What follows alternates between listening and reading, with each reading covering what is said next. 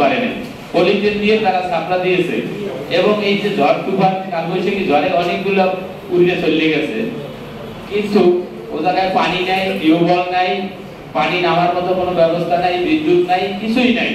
কিন্তু স্যারে বলছিল যে আপনাদেরকে এগুলোর ব্যবস্থা করা হবে, কিন্তু কিছুই করে নাই। বিগত সরকার অনেক কিছু করছে কিন্তু আমাদের জন্য কিছু করে নাই। এখন আমি আপনাদের কাছ থেকে আমরা এই গরিব পরিবারগুলা একটু সহযোগিতা চাই, আপনাদের কলমের মাধ্যমে, লেখার মাধ্যমে, যাতে আমরা এই ঘরগুলো পাইতে পারি। আমাদের যে ভূমিহীন পরিবারের যে একটু মাথা গোজার ঠাঁই হয়, এইটাই আমাদের দাবি। আর যে জায়গাটা নির্ধারণ করেছে, আমরা জায়গাটা দেখাইছি উপরে, কিন্তু তারা কিছু প্রভাবশালী মহলের চক্রান্তে আমাদেরকে অনেক নদীর ভিতরে নিয়ে গেছে। যে জায়গায় স্বাভাবিক জোয়ারের 5 থেকে 7 ফুট পানি হয়, ওই জায়গায় নিয়ে গেছে, কিন্তু তারা বেরিবাদের লিং বেরিয়ে দিয়েছে 5 ফুট, স্বাভাবিক জোয়ারই আরো 2 ফুট পানি বেশি হয়।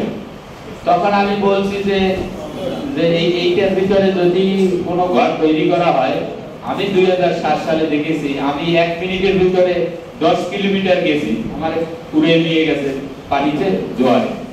আর আমাদের ওখানে আমাদের গ্রামে একটি কোনো আশ্রয় কেন্দ্র নাই, 5 কিলো 7 কিলোর ভিতরে কোনো আশ্রয় কেন্দ্র নাই।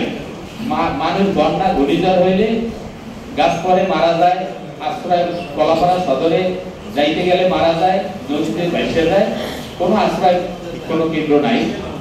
যে আমার দাবি যে ওই 7 নং ওয়ার্ডে যে একটা আশ্রয় কেন্দ্র হয়, কারণ এই 7 নং ওয়ার্ডে দিয়াখালীর ভিতরে সবচাইতে মানুষ বেশি, 2600-র উপরে ভোটার।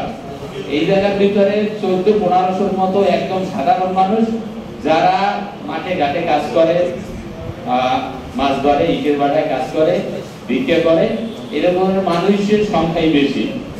এই মানুষগুলো অবদার বেরিবাদের নিচে বাস করে, নদীর সাইডে বাস করে। আর সবচাইতে কথা হচ্ছে বঙ্গোপসাগর আমাদের ওখান থেকে 5 কিলোমিটার দূরে। যদি বন্যা শুরু হয়, সবচেয়ে আমরা ক্ষতিগ্রস্ত হই। আমার জীবনে আমি ওই জায়গায় 4বার ঘর তৈরি করেছি।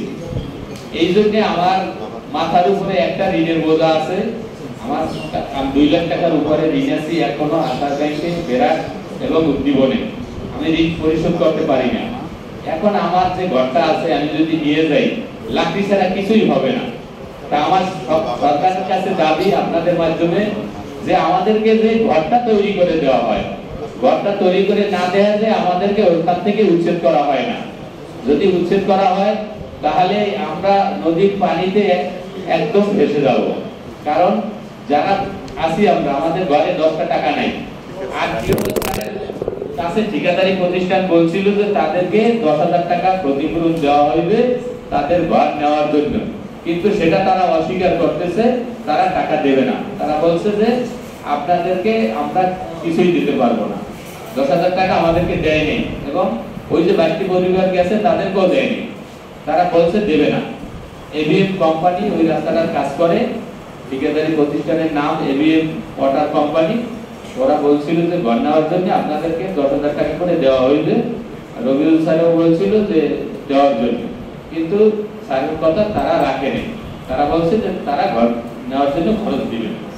ধন্যবাদ সকলকে।